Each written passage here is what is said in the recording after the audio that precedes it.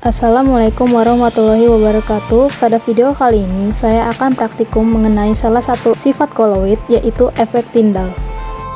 Bahan-bahan yang kita perlukan dalam praktikum kali ini adalah kertas, 3 gelas air, kopi, susu, garam, sendok, dan senter. Pertama, kita campurkan susu dengan air. Yang kedua, kita campurkan kopi dengan air. Dan yang terakhir, kita campurkan garam dengan air. Kemudian aduk semua campuran hingga merata.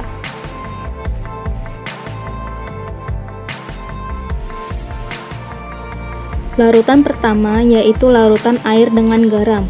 Jelas terlihat berwarna bening sehingga tidak terlihat lagi dua partikel antara garam dan air. Larutan ini termasuk larutan homogen. Larutan kedua berupa larutan kopi dan juga air, di mana jika didiamkan akan terjadi endapan, dan yang ketiga merupakan larutan susu dengan air. Larutan ini berwarna, namun larutan ini termasuk ke dalam larutan homogen. Larutan pertama merupakan larutan garam dan air. Kita senteri larutan tersebut. Dapat dilihat bahwa cahaya tembus ke kertas yang berada setelah gelas. Maka larutan ini dapat meneruskan cahaya dan terbukti larutan ini merupakan larutan homogen. Larutan garam ini tergolong ke dalam larutan. Larutan yang kedua merupakan larutan kopi dan air. Saat kita senteri kopi, cahaya tidak tembus ke kertas, tetapi cahayanya berpendar dalam larutan, maka larutan ini disebut dengan suspensi. Larutan yang terakhir adalah larutan susu dan air. Saat kita senteri, cahaya tidak tembus ke kertas, namun dipendarkan di dalam larutan.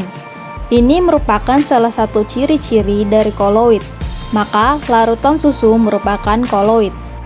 Kesimpulannya adalah efek Tyndall merupakan efek di mana kita memberikan cahaya pada suatu larutan. Terlihat dari percobaan bahwa gelas pertama termasuk larutan, karena larutan pada gelas pertama dapat meneruskan cahaya, dan dua partikel antara garam dan air tidak dapat dilihat.